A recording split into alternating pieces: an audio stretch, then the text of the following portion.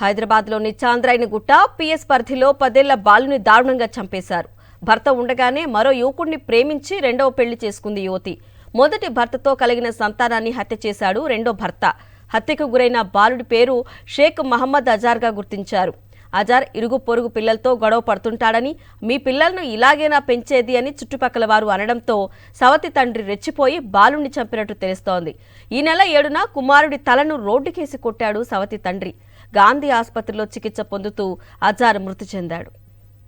దీనిపై మరింత సమాచారాన్ని మా ప్రతినిధి సుస్మిత అందిస్తారు.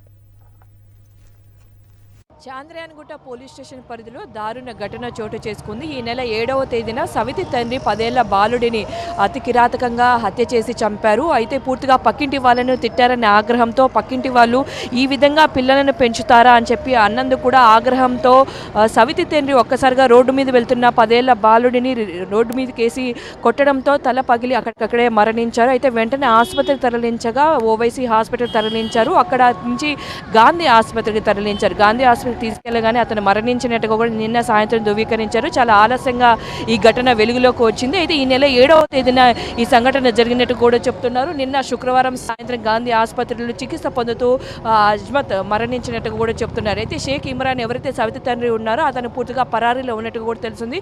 2 బృందాలుగా చాంద్రాయణగుట్ట పోలీసులు విడిపోయి అతని కోసం పూర్తిగా వెతుకుతున్న పరిస్థితులు కనిపిస్తూ ఉన్నాయి. ఇన్స్పెక్టర్ అలాగే ఇప్పటివరకు కూడా వారందరి కోసం వెతుకుతున్నట్టు కూడా చెప్తున్నారు. అతని తల్లి ఎవరైతే ఉందో అతని తల్లికి ఆల్రెడీ మొదటి భర్త ఉండగా రెండో భర్తను ప్రేమించి పెళ్లి చేసుకున్నట్టుగా కూడా తెలుస్తుంది. అయితే ఆ రెండో తండ్రి కూడా అక్కడే నివసిస్తూ ఉన్నారు. ఆ రెండవ తండ్రి నిన్న ఆ బాలుడు రోడ్డు మీద వెళ్తున్న సమయం ఏదైతే 7వ తేదీ వెళ్తున్న సమయంలో అతన్ని అక్కడికక్కడే చాలా వరకు 4-5 మంది అబ్బాయిలంతా కలిసి కూడా అతన్ని రోడ్డు మీదకి వేసి తల కొడుతున్నట్టుగా కూడా సీసీటీవీ కెమెరాలో దృశ్యాలన్నీ కనిపిస్తూ ఉన్నాయి. సో మొత్తంగా అతని పైన కూడా ఫిర్యాదు చేశారు. అతని కోసం గాలింపు చర్యలు అయితే చేపట్టారు.